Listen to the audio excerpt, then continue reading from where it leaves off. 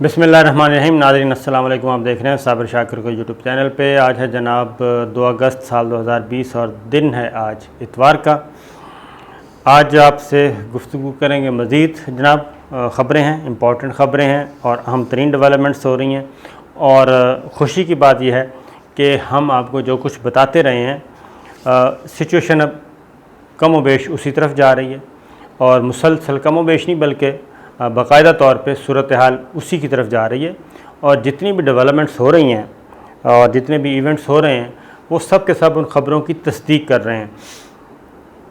उसमें चाइना और नेपाल और इंडिया ख़ास तौर पे ये ख़बरें हैं। फिर एक छोटी सी खबर आपसे और भी शेयर करेंगे और 2 ख़बरें चलें, वो छोटी छोटी ख़बरें पहले आपसे कर लेते हैं शेयर। उसके बाद फिर ये आपको एक मैं ब्रीफ़ दूंगा कि चाइना और नेपाल के दरमियान एक पैगामात का तबादला है, चीनी सदर का और नेपाल के वज़ीर आज़म और नेपाल के सदर का। इनके दरमियान जनाब एक पैगामात का तबादला हुआ है। अहम तरीन पैगामात हैं चीन की तरफ से ख़ास तौर पे और नेपाली गवर्नमेंट की तरफ से भी। और उस पैगाम के बाद Ladakh line of actual control पे चाइना की मूवमेंट बढ़ गई है। और फिर जो बाउंड्री है नेपाल और इंडिया की, उस पे लेपोलेक पास जो है, ख़ास तौर पे जो 80 किलोमीटर रोड बनाया था इंडिया ने नेपाल वाली साइड पे, अब वहाँ पे भी चाइना ने लाइन ऑफ एक्चुअल कंट्रोल पे अपनी अफवाज की तादाद बढ़ा दी है। ये मैं आपसे शेयर करता हूँ, पूरी तस्वीर आपको बयान करता हूँ। और उसके बाद दिल्ली काफ़ी परेशान है और दिल्ली न सिर्फ दिल्ली बल्कि अजीत डोवल और उसके दरमियान जो गुफ्तगू दोबारा हुई नेशनल सिक्योरिटी एडवाइज़र और वज़ीर ख़ारजा चाइना के, उसका भी अभी तक नतीजा कुछ नहीं निकला। और उसका नतीजा क्यों नहीं निकला वो भी आपसे करता हूँ जी, एक एक करके सारी बातें। लेकिन सबसे पहले अमेरिका को मुसलसल खौफ है जनाब, और वो खौफ इंडिया को भी है। और वो ये है कि चाइना की जितनी भी वेबसाइट्स हैं या समाजी राब्ते की जो वेबसाइट्स हैं, वो सारी की सारी जासूसी और इंफॉर्मेशन गैदरिंग के लिए है और इसमें कोई ढकी छुपी बात नहीं है। ये बाकी जितने भी समाजी राब्ते की वेबसाइट हैं जिनको कंट्रोल अमेरिका या मगरब कर रहा है नाम लिए बगैर, वो भी सारी की सारी उसमें भी जनाब इंफॉर्मेशंस ही गैदर की जाती हैं। और ये जितने हमारे पास इस वक्त स्मार्टफोन हैं वो भी इसी मकसद के लिए हैं। और वो जो मेन इनका डाटा सर्वर होता है जहाँ पे तमाम मालूमात जा रही होती हैं, हमारी एक एक पल की ख़बर, एक एक मैसेज, एक एक ईमेल, एक एक राब्ता, ये सब का सब वहाँ पे मेन जो इनका डाटा सर्वर है वहाँ पे महफूज होता है और वहाँ पे उनके अलावा किसी की एक्सेस नहीं है। तो मैं आपको पहले भी बता चुका हूँ कि ये एक बहुत बड़ा जासूसी का नेटवर्क है और ये जासूसी का नेटवर्क पकड़ा गया था। इसको साइबर अटैक भी कहते हैं, 5th जनरेशन वार भी कहते हैं, इसको हाइब्रिड वार भी कहते हैं। और इसमें कुछ नहीं करना होता, इसमें सिर्फ़ और सिर्फ आपको एक स्मार्टफोन दिया जाता है और एक लैपटॉप दे दिया जाता है और उसमें कहा जाता है कि जनाब जो कुछ भी है आप अपना काम मामूल के मुताबिक अपने दफ्तर में घर में बैठ के करते रहें, सारी चीज़ें हम तक पहुंचती रहेंगी। आपने ना किसी से रब्ता करना है, ना हमारा कोई अफसर आपसे रब्ता करेगा गैर मुल्की इंटेलिजेंस एजेंसी का या कोई और शहरी, ना हम आपसे रब्ता करेंगे। आपने सिर्फ ये काम करना है, एक लैपटॉप दिया, एक स्मार्टफोन दिया, दैट्स ऑल। और ये स्कैंडल जो है ये पकड़ा भी गया था और ये फ़ौज पाकिस्तान में भी पकड़ा गया था, मैं आपको ये भी बता दूं। और जनरल कमर जावेद बाजवा साहब के ही दौर में पकड़ा गया था और उसमें भी काफ़ी सफाई की गई थी। और अब हमारे यहाँ भी ये वाज़ेह तौर पे अहकामात हैं तमाम इंटेलिजेंस एजेंसीज़ को, तमाम सिक्योरिटी फोर्सेस को, तमाम जो आला ओहदेदार हैं उन सब को, खा वो सिविल है मिलिट्री, के किसी भी सेंसिटिव चीज़ कोई भी है वो अपने लैपटॉप और स्मार्टफोन के ज़रिए ना कन्वे करनी है ना मैसेजिंग करनी है, ये चल रहा है। तो जनाब अमेरिका ने टिकटॉक पे पाबंदी लगा दी है और ये आपको पता है कि चाइना की वेबसाइट है और इस पे मुकम्मल तौर पे पाबंदी लगाने का प्रेसिडेंट ट्रंप ने ऐलान कर दिया है और इससे पहले इंडिया भी ये काम कर चुका है और अमेरिकी हुकाम का वही मैंने आपको बता दिया है कि उनका ख्याल है कि ये सब कुछ इंटेलिजेंस क्या इसके पीछे जो पर्पज़ है वो इंटेलिजेंस एजेंसीज का है और इंटेलिजेंस के ज़रिए इस सर्विस को इस्तेमाल किया जाता है और इंफॉर्मेशन कलेक्ट की जाती हैं और ये फिर कौमी सलामती का मसला है अमेरिका के लिए। और इससे पहले पोम्पियो यानी कि वज़ीर ख़ारजा अमेरिका ने भी इसी तरह का ऐलान किया था। तो मैंने कहा एक छोटी सी खबर ये भी है, अमेरिका में जो इस वक्त 2,65,00,000 फ़ाल सार्फिन हैं जिनकी उम्रें 16 से 24 साल के दरमियान हैं। तो वो ये कहते हैं जनाब कि मसला ये है कि इनसे जहन साजी का अमल किया जाता है नौजवान नस्ल में और जहन साजी के ज़रिए हसास मालूमात तो होती हैं, वो तो जासूसी होती है, लेकिन जो जहन साजी है ब्रेन वॉश करना है वो भी हो रहा है और चाइना ये काम बहुत ज़्यादा अच्छे तरीके से करता है। लिहाजा 53 वेबसाइट्स पहले ही बंद की हुई हैं और मज़ीद का किया जा रहा है, ये चल रहा है जनाब। एक मैंने कहा ये भी ख़बर, चाइना और अमेरिका एक दूसरे के साथ खौफज़दा हैं इस वक्त। ये जितनी भी साइंसी तरक्की है ये खौफ की अलामत भी एक अब पैदा हो चुकी है। अब जनाब एक और ख़बर वो है चीन के सदर का पैगाम और वो है नेपाली अथॉरिटीज़ के साथ, नेपाल की सियासी क़यादत के साथ। और उस पैगाम में वाज़ेह तौर पे ये कहा गया है कि चाइना और पाकिस्तान चाइना और नेपाल ये इनके ताल्लुक़ात में जिद्दत आ रही है और इनके ताल्लुक़ात में बर्क रफ्तारी से आगे बढ़ रहे हैं। और ना सिर्फ ये कौन कह रहा है, ये चीन के सदर ख़ुद कह रहे हैं और चीन के सदर ने यह भी कहा है मज़ीद कि हम नेपाल के साथ ताल्लुक़ात को मज़ीद आगे लेके जाना चाहते हैं और इन ताल्लुक़ात को स्ट्रेटजिक रिलेशंस पे, म्यूचुअल रिस्पेक्ट पे, म्यूचुअल इंटरेस्ट पे, बाहमी मफादात, बाहमी एहतराम और बाहमी तामीर व तरक्की, बाहमी खुशहाली, बाहमी इक़्तिसादी तरक्की, बाहमी तिजारत उसकी तरफ ले जाना चाहते हैं। और ये पैगाम वाज़ेह तौर पे क्या है जनाब, ये पैगाम है इंडिया को और इंडिया के हवारियों को कि चाइना अब इस रीजन में ओपन नहीं छोड़ेगा गेम, बल्कि हर जगह पे वो चैलेंज कर रहा है। और पहले आपको पता है कि ये जितने भी हैं, श्रीलंका है, नेपाल है, भूटान है, नेपाल, ये बांग्लादेश है, इन सब को इन्होंने इंडिया ने आगे लगाया हुआ था, बगल बच्चा बनाया हुआ था और एक चौधराहट कायम थी और इन छोटे मुल्कों को कुछ संभालने वाला नहीं था।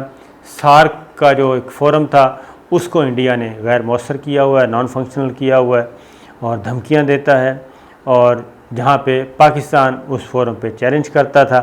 लिहाजा ये चीज़ भी हो रही है और बांग्लादेश अगर हो जाते हैं बांग्लादेश के साथ हमारे मामलात, तो फिर सार्क का जो फोरम है वो रीएक्टिवेट हो जाएगा जी, मैं आपको ये बता रहा हूँ, वो रीएक्टिवेट होगा और फिर बाकी ममालिक जो हैं सार्क कंट्रीज़ के, वो मिल के उस फोरम को चलाएँगे। इंडिया उसमें अगर अपना कोई लुत्फ़ तलना चाहता है तो वो तले, लेकिन उसकी फिर इजारादारी नहीं होगी। एक चीज़ यही चीज़ चीन के सदर ने की और नेपाल के वज़ीर आज़म को कही और नेपाल के प्रेसिडेंट को भी कही और उसी तरह से जवाब आया उनकी तरफ से। अब इस ख़बर को यहाँ रखें और अब आ जाएं actual line of actual control पे। वहाँ क्या हुआ, वहाँ पे चीन की नज़रें वो कहते हैं जी अब उत्तराखंड पर भी हो गई हैं और वहाँ पे भी अब मज़ीद चीन के फ़ौजी जो हैं वो तादाद 1000 बताई जाती है, लेकिन हमारी इत्तला के मुताबिक वो तादाद ज़्यादा है। उत्तराखंड पर भी चीन की अफवाज उतार दी गई हैं, तैनात कर दी गई हैं और ये कौन सा इलाका है ये मैं आपको बता देता हूँ सारी डिटेल जनाब। और ये हम खबर नहीं दे रहे बल्कि ये अब दिल्ली सरकार जो है वो दे रही है, और वहाँ पे पाबंदियों के बावजूद अब ख़बरें छपती हैं और इंफॉर्मेशंस बाहर निकलती हैं और आ रही हैं। और ये चीज़ें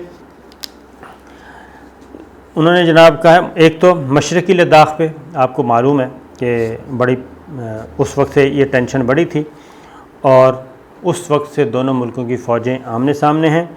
और हमने आपको बताया था कि चाइना का कोई इरादा नहीं है वापस आने का वहाँ पे जहाँ पे वो पहुँच चुके हैं। जो जो पोजीशनें संभाल चुके हैं, वो गलवान वैली है, गलवान रिवल है, लद्दाख है, ये सब के सब कोई वापस नहीं। पेंगोंग झील है, किसी किस्म का कोई इरादा नहीं है। फिर तिब्बत बॉर्डर है, कहीं से चाइना ने वापस नहीं आना, बल्कि वो गुफ्तगू भी कर रहा है। और एक और अजीत डोवल और वज़ीर आज़म चीन की वज़ीर ख़ारजा के दरमियान बात भी हुई है।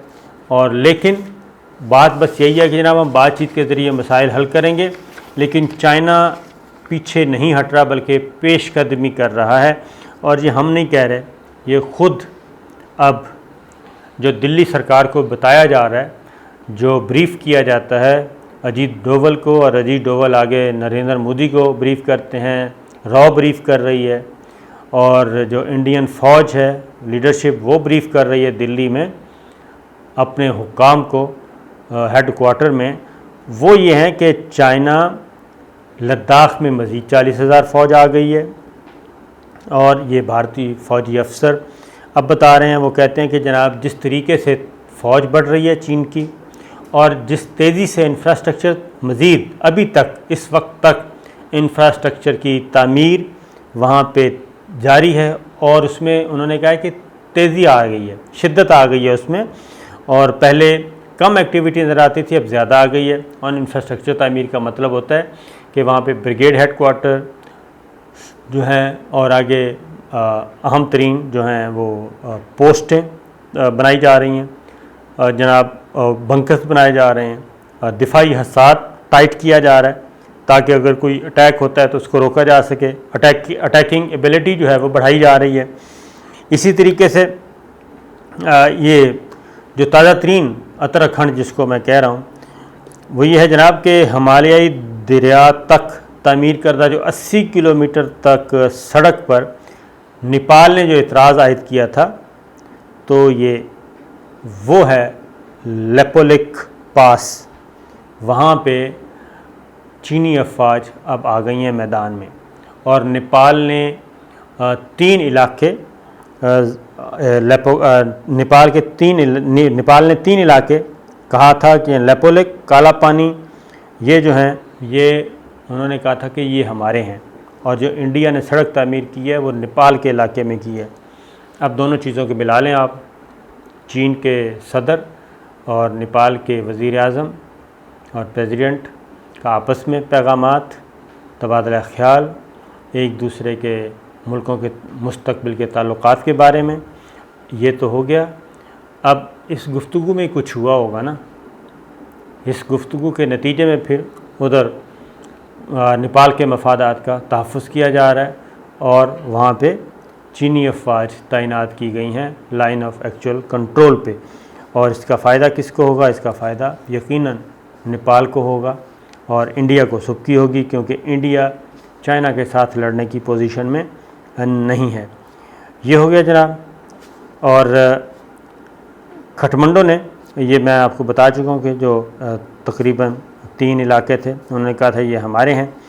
फिर एक और चीज़ भी भारतीय फ़ौजी एहलकार ही बता रहे हैं अपने दिल्ली सरकार को कि सूरत हाल पहले से कशीदा है, चीन की प्रेजेंस, चीनी अफवाज की पहले से कहीं ज़्यादा हैं, और वहाँ पे कुछ ऐसी चीज़ें देखने में आ रही हैं कि चाइना अपने आप की अपनी पोजीशन को स्ट्रॉन्ग कर रहा है। चीनी अफवाज आगे आ रही है, विंटर, सर्दियों का मौसम आ रहा है, तो सर्दियों के मौसम से पहले पहले वो अपने आप को एग्रेसिवली अपनी चीज़ें इंफ्रास्ट्रक्चर तामीर कर रहा है, और ताकि मौसम सरमा के आने से पहले पहले अपना दिफाई हिसार और अटैकिंग पोजीशन बेहतर की जाए, जबकि इंडिया जो है, ये इंडियन आर्मी जो है, वो सिर्फ वहाँ पे देख ही रही है।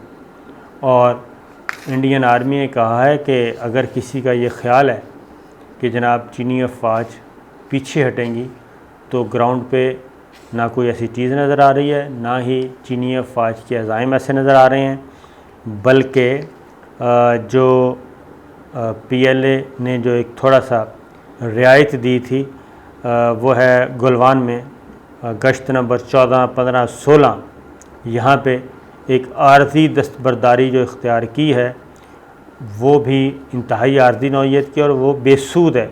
उसकी रीज़न वो ये कहते हैं कि आगे 18A पे जो गश्त का पॉइंट है 18A, वहाँ पे चाइना जो है उसकी एक्टिविटीज़ बढ़ गई हैं, लिहाजा इस दस्तबरदारी का कोई अमलन फ़ायदा नहीं हुआ।